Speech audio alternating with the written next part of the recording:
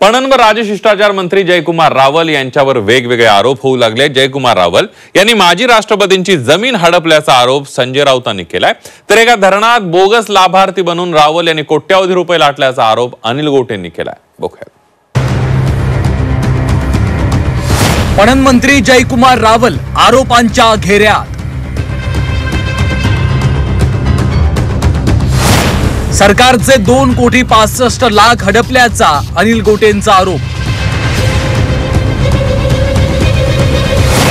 माजी राष्ट्रपतींच्या जमिनीवर डल्ला मारल्याचा राऊतांचा दावा। धनंजय मुंडेंच्या मंत्रिपदाच्या राजीनाम्याला अवघे काही दिवस होत नाही, तोच सरकारमधील आणखी एक मंत्री आरोपांच्या घेऱ्यात सापडलाय। पणन मंत्री जयकुमार रावल यांनी माजी राष्ट्रपती प्रतिभाताई पाटील यांची जमीन हडपल्याचा आरोप संजय राऊतांनी केलाय। या जमीन प्रकरणात हायकोर्टाने ताशेरे ओढल्याचा दावाही राऊतांनी केलाय। नाव लक्षात ठेवा, जयकुमार रावल अत्यंत भ्रष्ट कारभार करणारे मंत्री आहेत। माजी राष्ट्रपती म्हणजे तेव्हाच्या राष्ट्रपती असलेल्या प्रतिभाताई पाटील यांची जमीन या महाशयाने लाटली, राष्ट्रपतींची जमीन लाटण्यापर्यंत हिंमत गेली आणि हायकोर्टाने आता त्याच्यावरती ताशेरे मारले।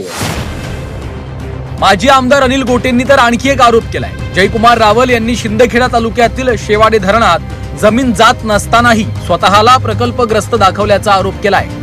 त्या जमिनीत डाळिंबाची बाग दाखवून 2,65,00,000 हडपल्याचा आरोप केलाय। या संदर्भात दोंडाईच्या पोलीस ठाण्यात तक्रार दाखल केल्याचा आरोप आहे।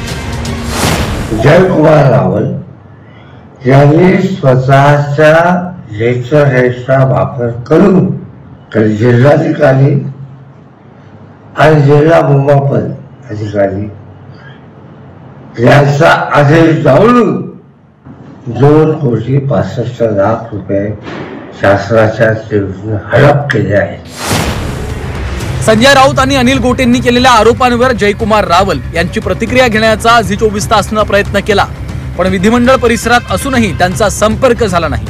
जयकुमार रावल यांच्यावर विरोधकांनी आता लक्ष केंद्रित केलेलं दिसतंय, त्यामुळे येत्या काळात जयकुमार रावल यांच्या अडचणीत आणखी वाढ होण्याची शक्यता नाकारता येत नाहीये। ब्युरो रिपोर्टसह झी 24 तास, मुंबई।